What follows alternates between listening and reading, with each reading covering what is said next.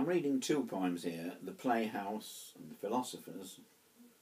Both are poems written from dreams, and both are poems about muses. Neither of these sources of inspiration seem very much acknowledged now, but I believe these are the true sources of at least my inspiration. The Playhouse. We had a new house and split the decorating. You took the piled rolls of paper, while I stacked the cans of gloss, one to each corner, white, what else?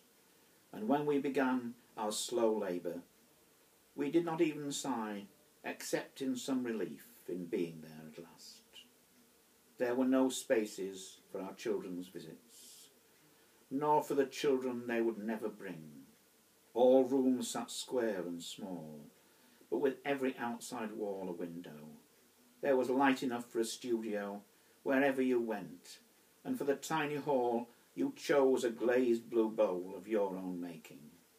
The house stood on a hill, just a little inaccessible, but in view of our age others had to be near, and there they were, paired like dominoes in black and white, or checkerboard squares, with a neat red pillar box anchored on the corner. All the day of the moving I longed to be alone with you, for the men in their old-fashioned aprons to finish and be off, and make space for you to squat and with your nimble fingers light the one real fire we had been allowed, so I could sit in my winged Windsor chair and decipher the text of the flames and savour the smoke before the updraft caught, and for a few days there might seem little to say, the clay wet in the bin, the canvases heaped in the studio, and the faces in our children's photographs stranger than strangers. The Philosophers. Lavender musk rose from the volume I was reading through. The college crest impressed in gold, tooled gold lettering on the spine. It was not mine, but my son's, jammed in the corner of a cardboard box with dozens more, just one box of a score, stored in a heap across my ex-wife's floor. Our son gone far as Samarkand and Ind, to where his strange imaginings had led, to heat and dust, some lust to know Bengali, to translate Tagore, or just for all we know stroll round those sordid alleys and bazaars and ask for toddy, if it's still the same, and say it in a tongue they know.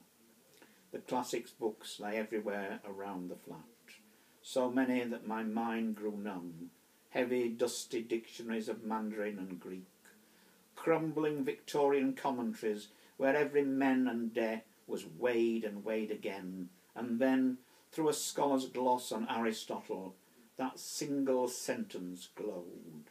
And thus we see nobility of soul comes only with the conquering of loss.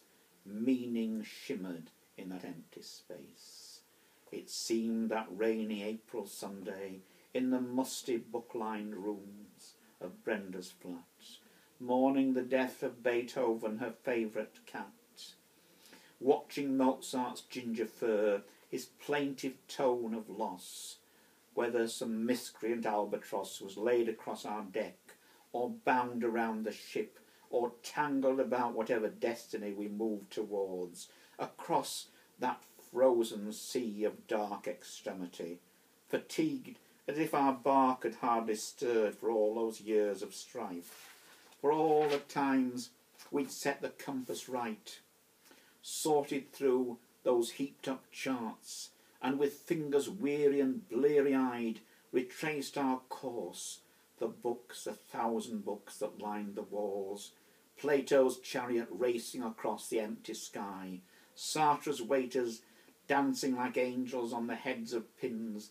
and Wittgenstein nodding in his smoke-filled Cambridge den, dreaming of a school in the Austrian hills and walks in mountain air, wondering why he wasn't there.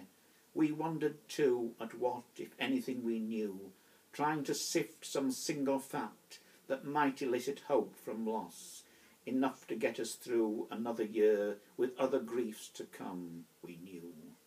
Some, by a little, through God's grace or chance or simple will, we might delay. More likely we would have no say. By words or actions, who can stay the rolling balls across the table's beige, the click of ball on ball, the lines of bottles in the hall? We heard the ticking of the Roman-figured clock my mother made us take when all was lost, together until the last breath had flown into the blue empyrean with her soul.